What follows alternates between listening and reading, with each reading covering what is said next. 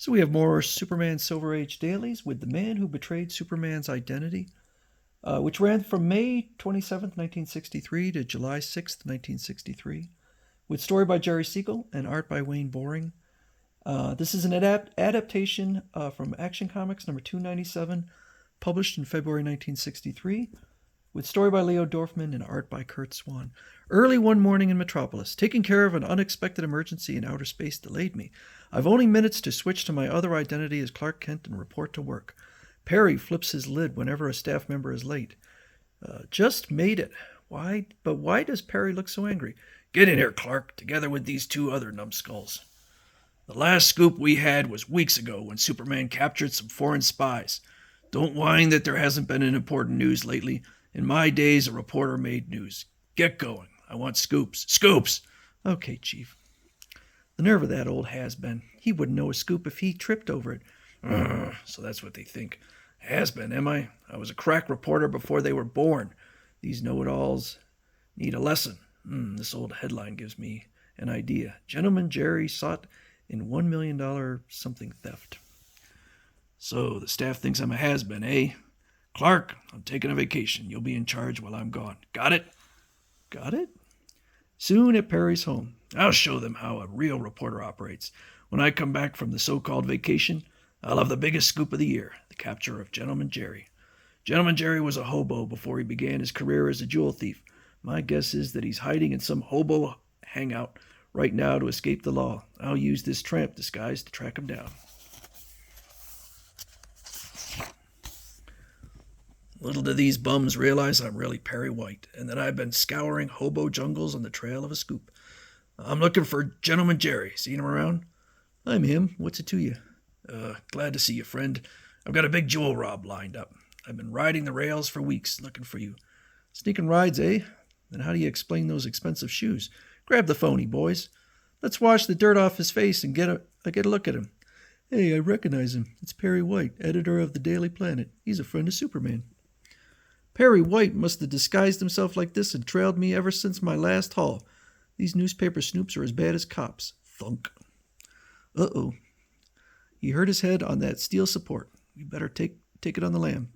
Yeah, I mustn't let the cops find me here, especially with all this loot I've gotten. I think I'm switching voices in my bundle. Later, when Perry revives. Where am I? Who am I? My head hurts so much I can't remember a thing. By a twist of fate, the driver of the approaching car is Kirk Denver, underworld kingpin. Am I seeing things? That old tramp who's trying to stop me, it's Perry White of the Daily Planet. That's the paper Superman is always helping. I'd better pull up and see what this is all about. That's right, mister. I don't know what gave me this lump on my head, but my memory's gone. I don't know who I am, and my only clue is these initials in this hat. P.W. I think I can help you, friend. Those initials stand for Paul Webster. It is Perry White, and he's got amnesia. I'll trick him into betraying Superman. Perry White having amnesia could be the break of a lifetime. Say, you're Paul Webster. 10 years ago, you were this country's top reporter. I was? It's worth $1 million bucks to me if I can make him believe this crazy yarn. You even won the Pulitzer Prize for journalism. I did? And why these shabby clothes? You slipped. Couldn't get a job. You became a hobo. Look, I'm Kirk Denver, a magazine publisher. I'm going to put out a news magazine called Scoop. How'd you like to work for me as a reporter? A new start. Thank you, Mr. Denver. I don't know how to thank you for giving me a job on your new magazine, Mr. Denver. The fool doesn't realize I'm in the rackets. He swallowed the bunk I told him. We'll make a couple of stops before we reach my office, clean you up, and buy you a new outfit soon. Gosh, with these fancy clothes and a shave, I feel like a new man. Great, Paul. This is only the beginning of our comeback. Now sit down and wait while I consult my colleagues. Behind a two-way mirror in the Criminal Bureau of Information, where the underworld keeps its top-secret records. Amnesia or no, you were crazy to bring Perry White here. Crazy like a fox. Listen. Take a look at the crime syndicate poster. Perry White, whom I've tricked into believing he's Paul Webster, a has-been reporter, is going to help us get that $1 million. But boss, $1 million reward for the secret identity of Superman, enemy of the underworld. The smartest crooks have tried to discover Superman's identity and failed. Look at Perry White's record. He was the finest news hound of his day. He broke the smuggling syndicate case and exposed the counterfeiters club. Despite his amnesia, he still has the instincts of a crack reporter. You're right. He could be just the man we'll need to uncover Superman's secret identity. Now to take full advantage of Perry White's amnesia. Well, you've been relaxing. I've been busy, Paul. Here's the cover I'm planning for our first assignment. Our first issue. Your assignment will be to solve the greatest mystery of all time, Superman's secret identity. And I'll do it, Mr. Denver. I'll show him Paul Webster is no has-been. He's the best reporter in the business. What you don't realize is that you'll be betraying one of your best friends. I want you to bring in me a complete record of Superman's career, newspapers, clippings, articles, photographs. I also want you to get me newsreels of him in action. My staff will dig it up by tomorrow.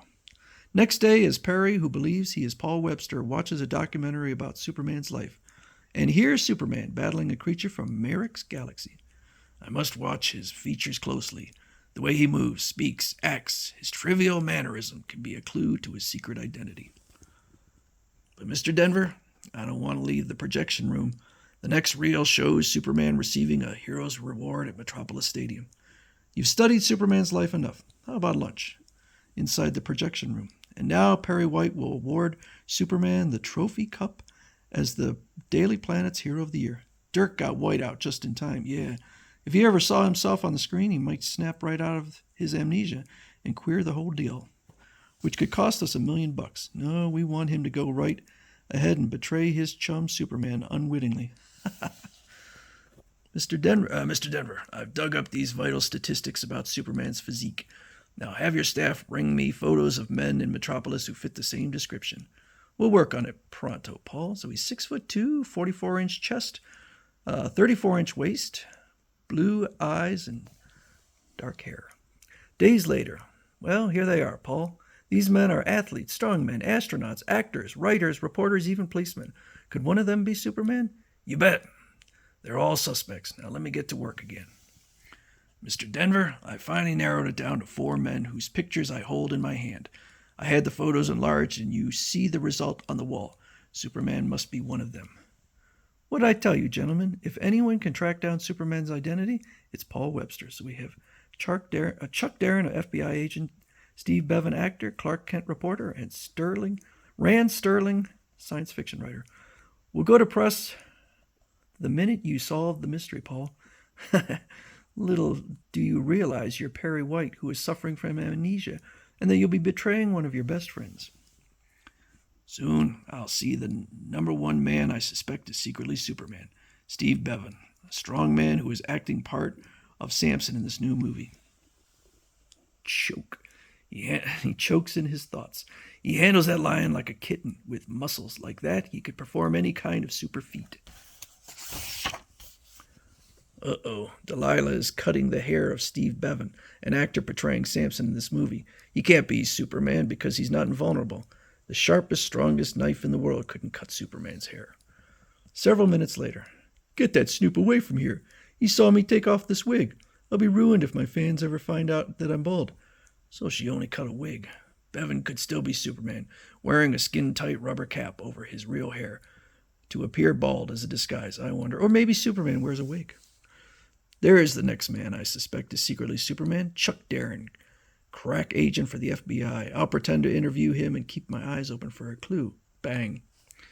That's right, sir. I've devoted my life to a struggle against crime and evil, and bang, zee!